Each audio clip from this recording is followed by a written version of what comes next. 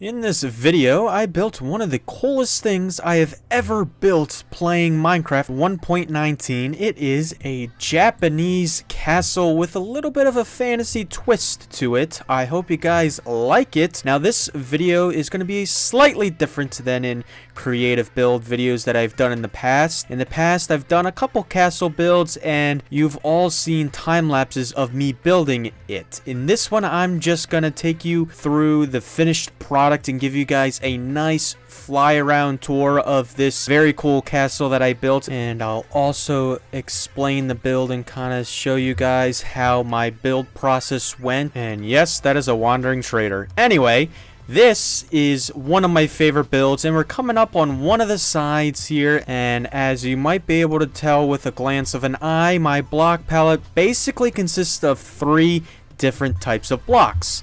I have at the bottom a stone, going to diorite and calcite, and then at the very top for the roof I use mangrove wood, a nice red, white, and like grayish gradient, you know, kind of color palette there. It works really well, and I think it's a really good color combo for a Japanese build or a Japanese castle such like this.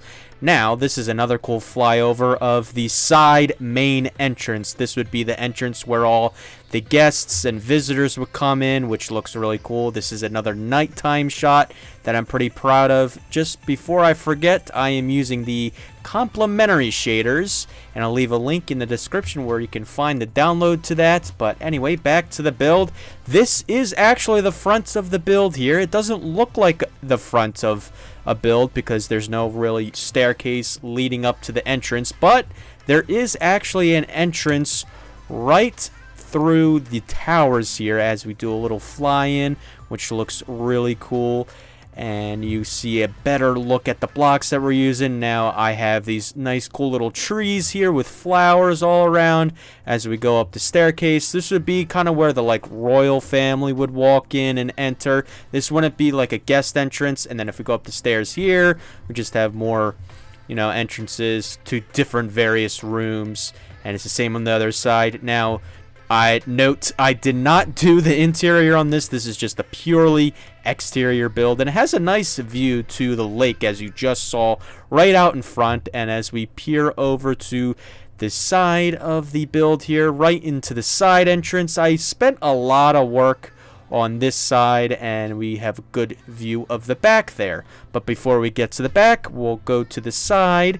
And we have some nice, those are cherry blossom, artificially built cherry blossom trees that I'm proud of. And yeah, so nice particle effects from the spore blossoms hanging in the tree there, as you see. Now, you might also notice that I'm using dark oak around the doorways, windows, and trimming around the roof. And that is a good complementary color block that I'm using. I'm using not only the dark oak planks, but I'm also using the dark oak stripped dark oak logs. And a similar color to the dark oak is the spruce block. It's in the brownish family color, and it goes really nice with the whites and reds I have in the build.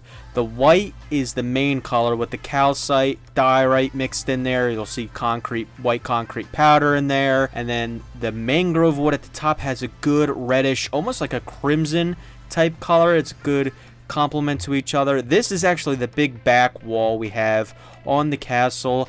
And this is the nice big roof here. Added some extra details with the slabs just to give it some more depth and more variation to the build. And this is the back. This looks really cool. And then this is one of the top balconies on the back. And don't mind those doors that they're backwards. It's world edit for you. This is another really good close-up shot here of some of the different types of blocks that I'm using within this build. As you see, I'm also using iron in the build and some of the quartz pillars that I have.